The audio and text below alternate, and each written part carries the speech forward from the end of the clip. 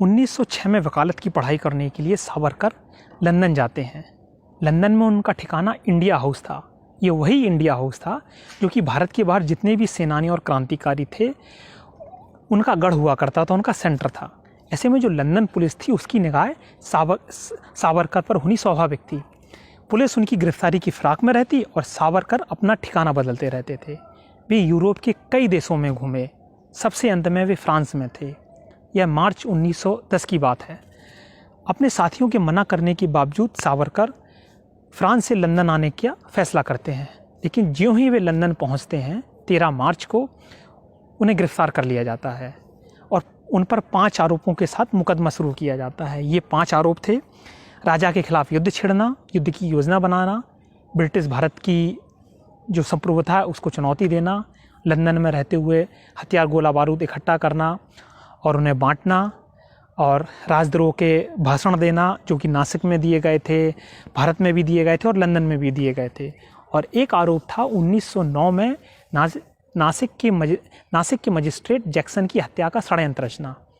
इन आरोपों के साथ मुकदमा शुरू हुआ और लगभग 1 महीने के बाद जो प्रोसिक्यूशन था, जो आरोपी पक्ष था, उसने कहा कि चूंकि ये सारे मामले भारत से जुड़े हुए हैं, मोटा मोटी भारत से जुड़े हुए हैं, इसीलिए सावरकर का जो मुकदमा है वो भारत ट्रांसफ़र किया जाए। सावरकर ने इस बात का विरोध किया, लेकिन उनकी अपील खारिज कर दी गई और अंततः जो केस था वो भारत ट्रांसफ़र कर दिया गया। अब सावरकर को भारत ले जाने की जिम्मेदारी 4 लोगों पर आई। 4 लोगों की ड्यूटी लगाई गई, जिसमें 2 भारतीय सिपाही थे जिनको खास तौर से भारत से बुलाया गया था, और 2 ब्रिटिश पुलिस के अफसर थे। ये चारों लोग सावरकर को लेकर जुलाई 1910 को एक SS मौर्य नामक पानी के जहाज से, एक शिप से भारत के लिए रवाना हुए। 2-3 दिन की यात्रा के बाद यह जहाज फ्रांस के तटीय शहर मार्सेले में पहुंचता है।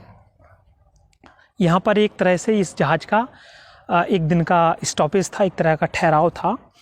और 8 जुलाई को सावरकर सुबह लगभग 6:15 साढ़े 6 बजे बाथरूम जाने की इच्छा जताते हैं। सुबह का वक्त था तो अंग्रेज अफसर सोए हुए थे। उनमें से एक अफसर जागता है जिसका नाम पार्कर था, और वो सावरकर को बाथरूम तक ले जाता है। सिपाहियों की ड्यूटी केबिन के बाहर होती थी और उस वक्त सुबह का वक्त था, तो सिपाही भी अभी पूरी तरह से तैयार नहीं थे, वे भी तैयार हो रहे थे। तो पार्कर उन 2 सिपाहियों में से एक, जिसका नाम अमर सिंह था, से सावरकर पर निगाह रखने के लिए बोलते हैं और अब वापस अपने केबिन में चले जाते हैं। इससे पहले जो 2-3 दिन की यात्रा थी उसमें सावरकर जब भी शौचालय जाते थे उनको ना तो दरवाज़ा पूरी तरह बंद करना और ना ही कुंडी लगाने की अनुमति थी। लेकिन उस दिन सावरकर को ऐसा मौका मिल गया।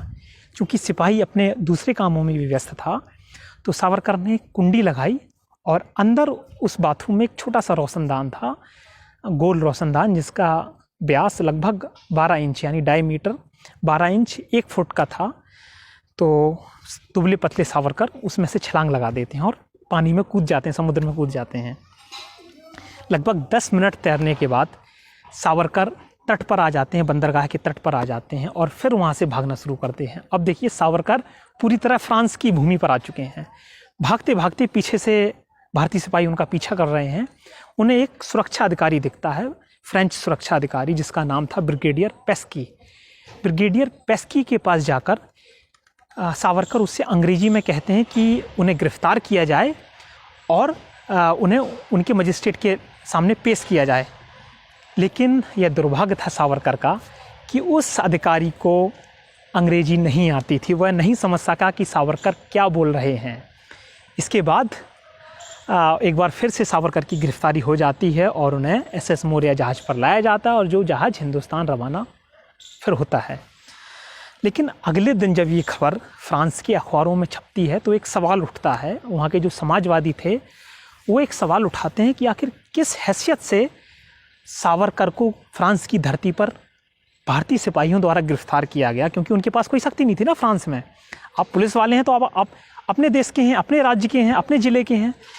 कहीं जब सीमा ख़त्म हो जाती तो फिर कहीं शक्तियाँ नहीं होती हैं, लेकिन ये तो पूरा देश ही बदल गया था। तो किस हैसियत से भारतीय सिपाही उन्होंने गिरफ्तार किया था। और दूसरा, अगर ब्रिगेडियर पेस्की ने पकड़कर सावरकर को उनके हवाले किया था तब भी गलत था, क्योंकि सावरकर फ्रांस की धरती पर थे और उस अधिकारी से वो शरण मांग रहे थे, एक राजनीतिक शरण मांग रहे थे, वो शरणार्थी थे। तो एक शरणार्थी के साथ कैसा सलूक किया जाना चाहिए, उसका नियम अनुसार एक नियम है, पूरी एक प्रोसेस है, उसके तहत सावरकर के मामले पर विचार होना चाहिए था, जो कि नहीं हुआ है। इस तरह से ये एक बहस शुरू हुई। शुरुआत में जब ये बहस चल रही थी तो जो फ्रांस की सरकार थी उसने कोई भी प्रतिक्रिया व्यक्त नहीं की, लेकिन दिन बढ़ने के साथ ही ये बहस बढ़ती चली गई। इधर फ्रांस की प्रेस थी और उधर ब्रिटेन की प्रेस से जवाब आते थे। अब ब्रिटेन की प्रेस की जगह से वहाँ की सरकारों की भी प्रतिक्रिया आने लगी थी। अब दोनों देशों की सरकारें इसमें शामिल हो गईं। तो फ्रांस की सरकार ने ब्रिटेन की सरकार से आधिकारिक रूप से ये मांग की कि सावरकर को उन्हें सौंप दिया जाए। ये मांग तो ब्रिटेन के लिए असंभव थी, इसको पूरा करना तो असंभव था, क्योंकि सावरकर जैसे व्यक्ति को ऐसे तो हवाले नहीं किया जा सकता था ना, इतनी मुश्किल से पकड़ा था और इतने बड़े बड़े चार्जेस थे, उस पर आरोप थे। तो फाइनली दोनों देशों के बीच ये विवाद गहराता गया। दरअसल दोनों भी देशों के बीच ये विवाद ऐसा नहीं था कि एकदम एकाएक दोनों में तनाव आ गया हो।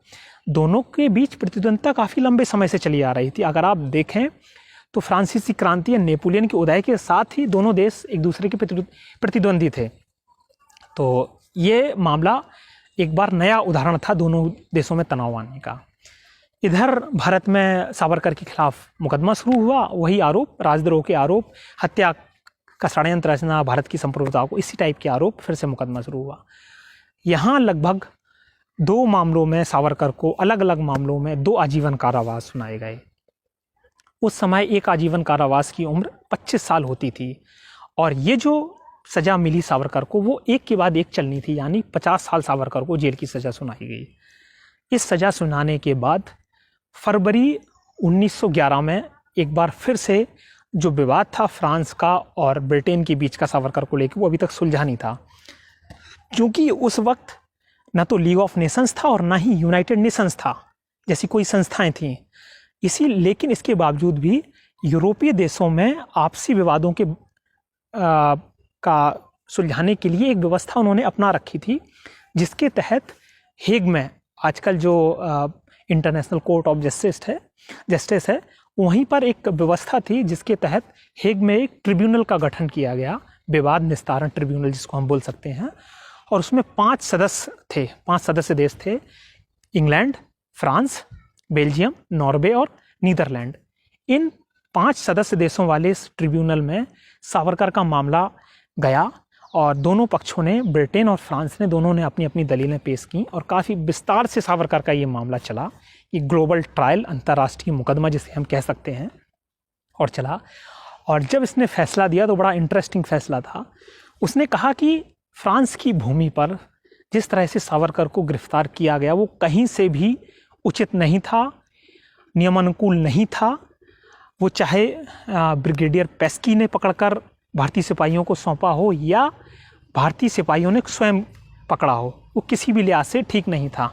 लेकिन अब चूंकि कोई ऐसा नियम, कानून, कोई बंधन ऐसा नहीं है ट्रिब्यूनल के पास जिसके तहत वो ब्रिटेन को ये आदेश दे सके कि सावरकर को वापस फ्रांस को सौंप दिया जाए।